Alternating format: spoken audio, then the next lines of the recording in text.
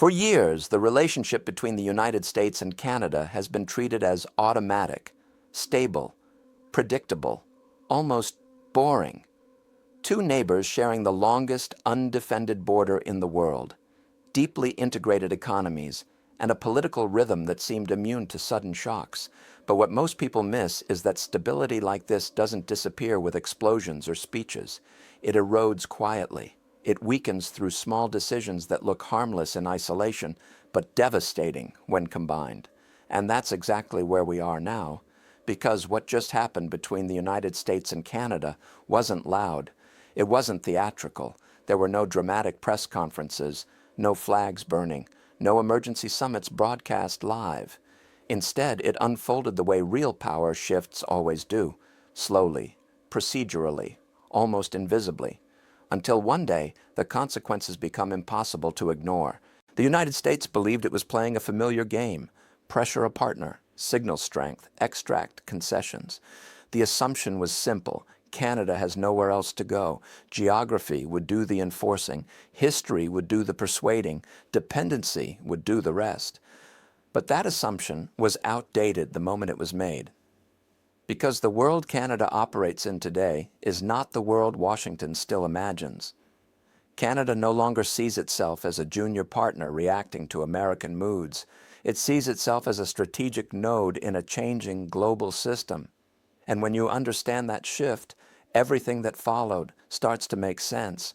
What's happening now isn't about a single tariff, a single trade dispute, or a single political figure. It's about how alliances behave when trust turns into leverage, and leverage turns into resentment. And once that line is crossed, the damage isn't temporary. It compounds. The United States assumed that pressure would create obedience, but pressure only works when the target believes there are no alternatives. Canada, quietly and methodically, has been building alternatives for years. Energy was the first signal. Not loudly announced, not framed as retaliation, but repositioned. Canadian energy exports began flowing with more strategic flexibility, not cutting off the U.S., not provoking headlines, but diversifying. The message wasn't, "We're leaving." It was, "We're no longer dependent." Then came supply chains. The U.S. political class still talks about supply chains as if they're static pipes you can turn on and off. In reality, they're living systems. They adapt, they reroute, they remember how they were treated. Canadian firms began restructuring relationships, signing longer-term agreements elsewhere, reducing exposure where risk had increased. None of this was emotional. It was rational. And then came the moment Washington didn't expect, the moment when the assumption of indispensability collapsed. Because when a system believes it is essential, it stops asking whether it is trusted. Canada didn't announce defiance. It demonstrated it through contracts, through regulatory alignment, through quiet coordination with partners who were more predictable, more consistent, less transactional, the kind of partners who don't change the rules every election cycle. What made this especially damaging for the United States wasn't that Canada moved, it was that others noticed. Allies always watch how a country treats its closest partners. If pressure replaces cooperation at the core, no peripheral alliance feels safe. This is where the miscalculation becomes structural. The U.S. strategy assumed that Canada's cost of resistance would always be higher than America's cost of pressure. That math used to be true. It isn't anymore. Because the cost of pressure today isn't paid immediately. It's paid over time, in lost coordination, in duplicated systems, in parallel alliances that no longer include you by default. And Canada understands something Washington often forgets. Power today isn't about dominance. It's about reliability. You don't need to win every negotiation if others believe you'll be there tomorrow behaving the same way. The moment that belief weakens, even superior power starts to decay. The response wasn't emotional nationalism. It was institutional realism. Canadian policymakers didn't ask how to punish the United States. They asked how to protect themselves from unpredictability. And when that becomes the guiding question, the answer is always diversification. Trade diversification, energy diversification, diplomatic diversification, even narrative diversification. The United States still talks as if North America is a closed system. It isn't. It's a platform connected to global flows. And platforms don't tolerate instability well. They route around it. What's most striking is how little noise accompanied this shift. No grandstanding, no victory speeches, just steady movement, the kind that only becomes visible when it's already advanced too far to reverse easily. This is the part most commentators miss. They look for retaliation where none exists. They look for punishment when the real action is insulation. Canada isn't trying to hurt the U.S. It's trying to make U.S. pressure irrelevant. And that's far more dangerous. Because once a partner stops reacting to your pressure, your leverage disappears. You can raise tariffs, you can issue threats, you can escalate rhetoric, but if the system no longer depends on your cooperation, those tools lose force. This isn't theoretical. We're already seeing the consequences. American producers facing higher costs, consumers absorbing price shifts they were told wouldn't happen, industries discovering that what was once guaranteed access is now conditional. And none of this required Canada to win in a dramatic sense. It required patience, institutional memory, and a willingness to accept short-term friction to avoid long-term vulnerability. The irony is that this didn't need to happen. Stable alliances don't fracture because of disagreement. They fracture because disagreement turns into coercion, and coercion, once normalized, never stays contained. Canada learned a lesson many countries have learned before. If your closest ally begins treating you like a variable instead of a constant, you must stop being predictable. From Washington's perspective, this still looks manageable. There's a belief that things can be reset, that a phone call, a new administration, or a policy adjustment will restore the old equilibrium. But equilibrium doesn't reset on command. It's rebuilt through consistent behavior over time. And that time is already being used by others. Europe noticed, Asia noticed, emerging economies noticed. When Canada adjusted its posture, it sent a signal far beyond North America. It signaled that even the most integrated partnerships are being reconsidered, not abandoned, rebalanced. This is how power shifts in the modern era. Not through conquest, but through choice. Not through rebellion, but through redesign. The U.S. didn't lose Canada overnight. It began losing the assumption that Canada had no alternatives. And once that assumption dies, every negotiation becomes harder, because leverage isn't something you declare. It's something others grant you. And right now, Canada is quietly deciding how much of that leverage the United States deserves. What happens next won't be decided by speeches or elections alone. It will be decided by whether Washington understands the difference between pressure and persuasion, between dominance and trust, between being powerful and being indispensable. If it doesn't, the most damaging consequences won't show up in headlines. They'll show up in contracts that aren't signed, in meetings that don't include American representatives, in systems that continue functioning perfectly well without U.S. input. That's the real shift, not Canada defying Washington, but Canada designing a future where defiance isn't necessary. And once a country reaches that point, there's no quick way back. And the deeper problem is that once a country begins planning for irrelevance, it also begins redefining loyalty. Loyalty stops being emotional and becomes conditional. Cooperation turns transactional, and transactional relationships, by definition, can be replaced. This is the phase the United States is only beginning to notice, because from Washington's vantage point, Canada still looks close. Trade still flows. Diplomats still smile. Joint statements still get released. But proximity is not the same thing as alignment. And alignment is what actually generates power. The illusion of closeness is dangerous. It convinces policymakers that nothing fundamental has changed, when in reality, the foundations are already shifting beneath their feet. Canada's approach now is not reactive, it's anticipatory. Instead of asking what the United States will do next, Canadian planners are asking what the global system will look like 5, 10, 15 years from now, and how exposed they want to be to any single actor's volatility. That question alone changes everything, because when a country starts planning for volatility, it stops betting on permanence. And the United States, for most of the post-war era, benefited enormously from the assumption that it was permanent. Permanent leadership, permanent access, permanent centrality. That assumption is eroding, not because American power has vanished, but because American predictability has. Power without predictability forces allies to hedge, and hedging is the beginning of strategic independence. This is why the most important developments aren't happening in public view. They're happening inside regulatory agencies, trade offices, and strategic planning units.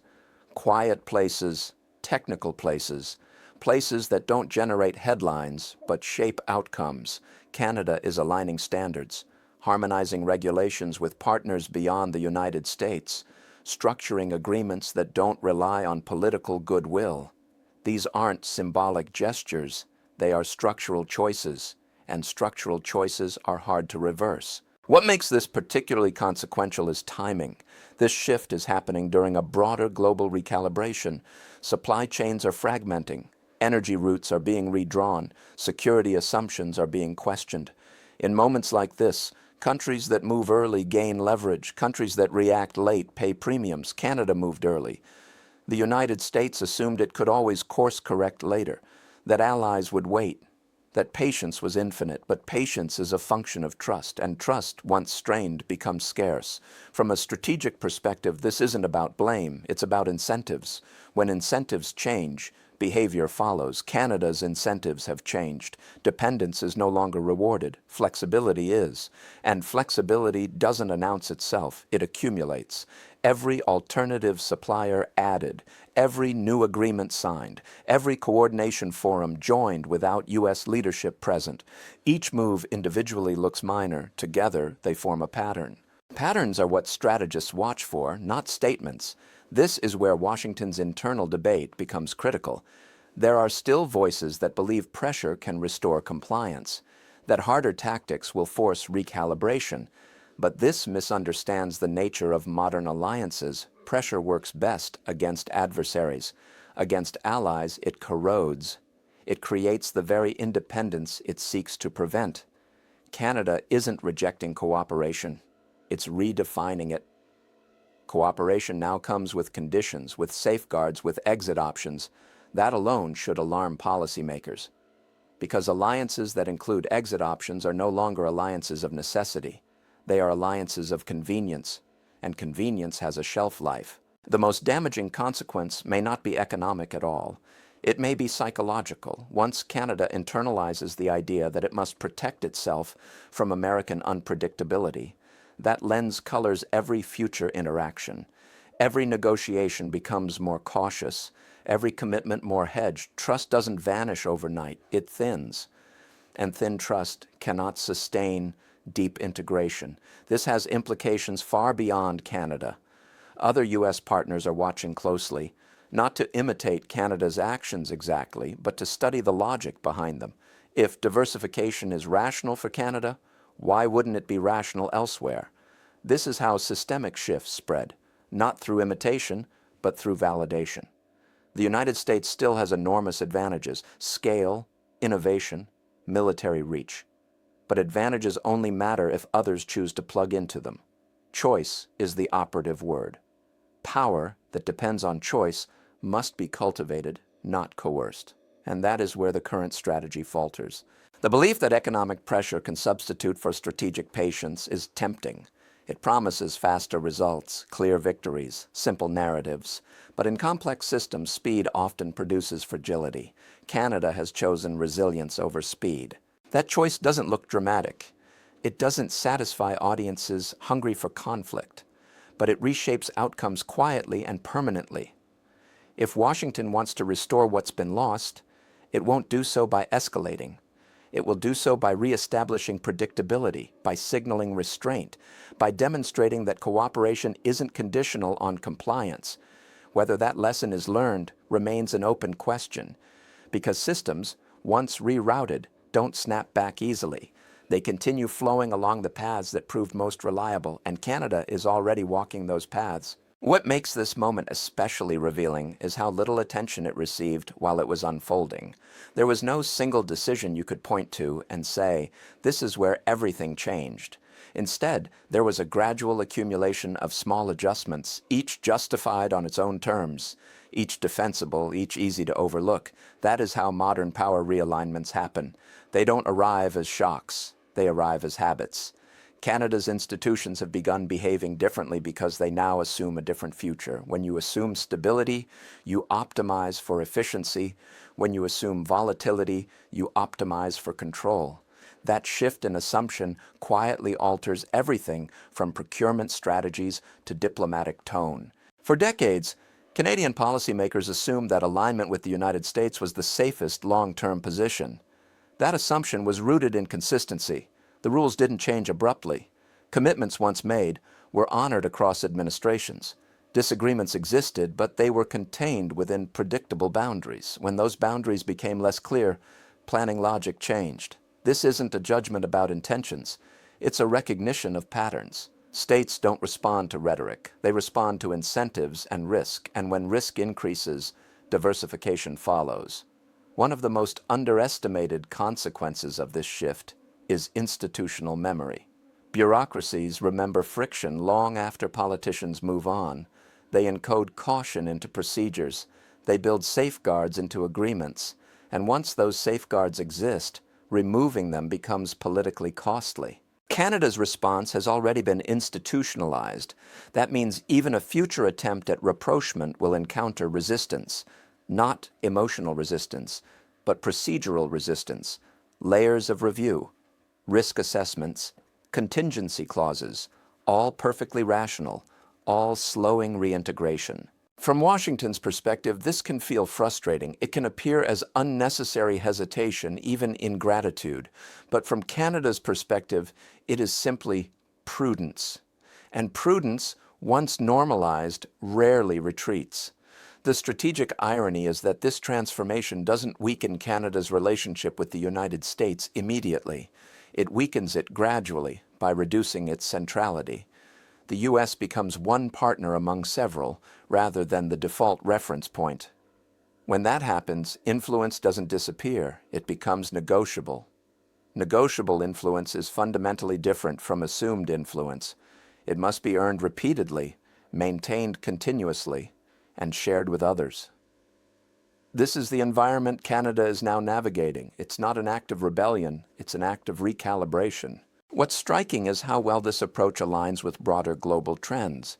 Mid-sized powers across the world are pursuing similar strategies. They are avoiding binary alignments. They are constructing flexible networks. They are reducing exposure to single points of failure. Canada is simply executing this logic within North America. That should concern Washington not because it represents hostility, but because it represents normalization. If even the most stable partnership begins operating on hedging logic, the era of automatic alignment is over. This has consequences for negotiation leverage, for crisis coordination, for long-term strategic planning. Systems that once moved in tandem now require coordination mechanisms that didn't exist before. Coordination takes time. Time introduces friction. Friction creates opportunity for others. This is how influence dissipates, not through confrontation, but through complexity. The United States still has the ability to reverse course, but reversal is not a declaration. It is a demonstration over time. It requires consistency that spans administrations, predictability that survives domestic political cycles, and restraint that reassures partners they are not bargaining chips. Whether such a shift is politically feasible remains uncertain. Domestic incentives often reward toughness over reliability, short-term signaling over long-term trust, but international systems are indifferent to domestic narratives. They respond only to behavior. Canada is responding to behavior, and once responses are encoded into strategy, they become difficult to unwind. The long-term risk for the United States isn't isolation, it's dilution. A world in which American input still matters, but no longer defines outcomes, where decisions are shaped collaboratively, but without U.S. leadership being assumed. That kind of world doesn't emerge suddenly.